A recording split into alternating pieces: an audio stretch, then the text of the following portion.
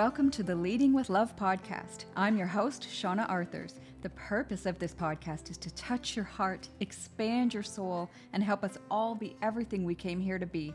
We have interviews with amazing humans and solo episodes as well, all made to bring more love, more joy, and wisdom into your day. It's a growing list, so check back often and let's dive right in. I sure do love that song. Thank you again to the amazing one and only George Henner, who is the creator of it. And much love to you, George, because you're amazing, amazing, amazing. I love it. I always love it. So, today, I want to talk about why you, your little self, just you, are enough to change this world. I do not want to get into politics. I do not want to get into anything except pure love and potentiality and possibility. And I was reading something, again, just a little something that I'm going to share with you in a moment. That's just a really great analogy as to why and how one person can change everything. And the fact that we don't know that, even though we've heard stories, Nelson Mandela, Gandhi, all of these people, these singular human beings, these singular souls who came to earth, not to mention, Jesus and Buddha and all of the avatars, people who came here and showed us what one person focused in their heart, knowing who they are and what they are, and sharing that in this world to remind you who you are and what you are, can do, how powerful that is, how potent that is. And actually, that's how things do change. It's never from the top.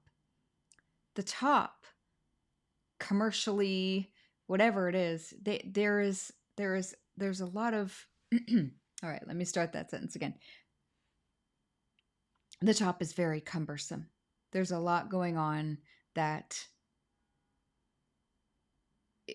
there's a lot structurally in this world that is not healthy. And as someone wise once said, only from the grassroots do things really change. And I'm here to say, you, one person, can change everything. Why couldn't you be Neo from the Matrix? Why can't you be that person who wants to change everything and actually can, with your focus and your heart and your devotion to whatever it is that you came here to do, to your purpose? You may not want to change the world. Then this message isn't for you, but maybe you do. Maybe you see some things and feel some things and know some things that you don't agree with and you think aren't right. And ultimately, of course, it's all God and it's all beautiful and there's nothing wrong. But at this level, the 3D physical world of duality, there's some stuff going down that isn't so cool. And I know that by holding, for me, the way that I change things is holding the highest, cleanest, clearest frequency of love and peace and joy and gratitude, all of those things that I can, no matter what tries to drag me down energetically. I will always endeavor to bounce back to this. That's my job, I have come to see. So I don't know if you've ever heard of, I'm going to read something for you here, our Buckminster Fuller. Just only now realized his first name was Richard. But this is a compilation of quotes. He lived from July 1985 to July 1983. Almost 100. Wow. 12th July 1895 to 1st July 1983. Oh, okay. Never mind. I'm not doing my math well. 90 something. Anyway. 92 or 88. Doesn't matter. That's not what I came here to tell you. What I came here to share was this beautiful message from him that was put together, and it's called Call Me Trimtab, and why and how. No matter what you see and how big the circumstances seem and how unchangeable or scary or immovable things might seem, it's not true. So listen to this. We are called to be architects of the future, not its victims. The Dark Ages still reign over all humanity, and the depth and persistence of this domination are only now becoming clear. Okay, so we are getting into things a little bit. I agree. The Dark Ages prison, this Dark Ages prison, has no steel bars, chains, or locks. Instead, it is locked by misorientation and built of misinformation. Caught up in a plethora of conditioned reflexes and driven by the human ego, both warden and prisoner attempt meagerly to compete with God. All are intractably skeptical of what they do not understand. We are powerfully imprisoned in these dark ages simply by the terms in which we have been conditioned to think. It is essential to release humanity from the false fixations of yesterday, which seem now to bind it to a rationale of action leading only to extinction.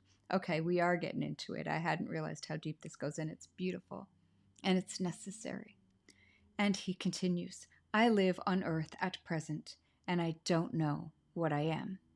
I know that I am not a category. I am not a thing, a noun. I seem to be a verb, an evolutionary process, an integral function of the universe. I love that so much. Something hit me very hard once, thinking about what one little man could do. Think of the Queen Mary, he says, meaning the ship. At his time, it would have been the biggest ship on the ocean. The whole ship goes by, and then comes the rudder. And there's a tiny thing at the edge of, the rudder called a trimtab. It's a miniature rudder. Just moving the little trimtab builds a low pressure that pulls the rudder around. Takes almost no effort at all. So I said that the little individual can be a trimtab. Society thinks it's going right by you, that it's left you altogether. But if you're doing dynamic things mentally, the fact is that you can just put your foot out like that, and the whole big ship of state is going to go. So I said, call me trimtab. I love that so much. It affects me every time I read it, because the visual that I get in my mind of this huge ship, unstoppable, the momentum, the size, the magnitude of it, it seems almost unstoppable, and yet it's not, or immovable, like I said, or all the things that are happening. Sometimes it feels overwhelming, and it feels like we can't change anything. And what are we? We're just one little person, but we're each just one little person. We each have a shot at the table, at changing things, at being that trimtab. And if you're not speaking whatever your truth is, or being whatever you came here to be, then you're not shooting your shot at being the one to change everything. And if each of us did that, if each of us gave our hearts and souls to whatever we came here to do, whatever we see, however we perceive things, it would really change things. Each of us gets a shot at really changing things. And one little voice, one little person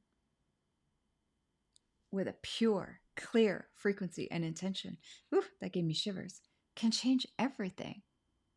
Everything. It's been demonstrated throughout history. And now, on this planet, on this earth, so much is going on. There are many potentialities.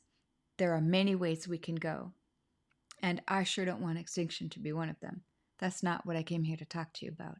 I came here to talk to you about the opposite, about the possibilities, about how we can connect and co-create the world we want to see. And each of us speaking our voice and playing our part is what's going to make that happen, instead of just assuming that one little person can't make a difference. I know that I can make a difference. I know I can. I know that me getting back into doing this podcast when I've been away for weeks and weeks and weeks is still going to make an impact for those who are meant to hear it.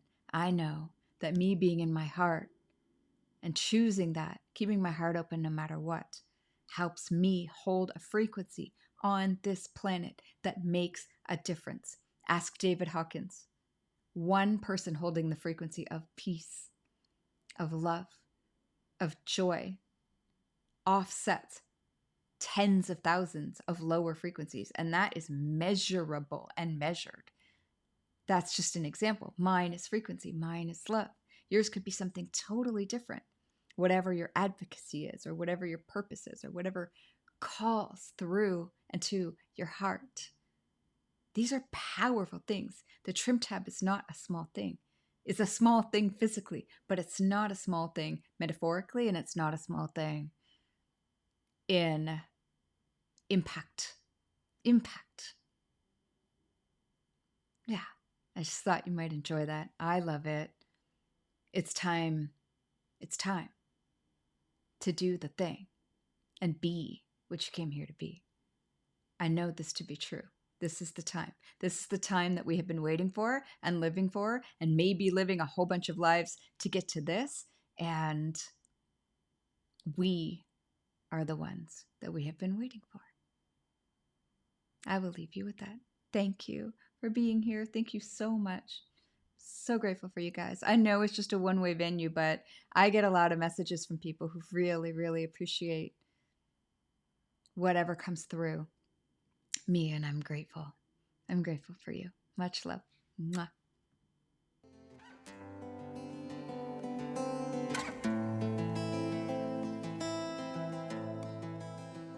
Wherever you are and whatever you're doing, I hope you enjoyed this episode and it helped you open your heart, feel inspired, and know that we are all connected. Please subscribe and share so this work can touch more people. This is how we co-create the world we want to live in. Thank you so much again for joining us, and talk to you next time.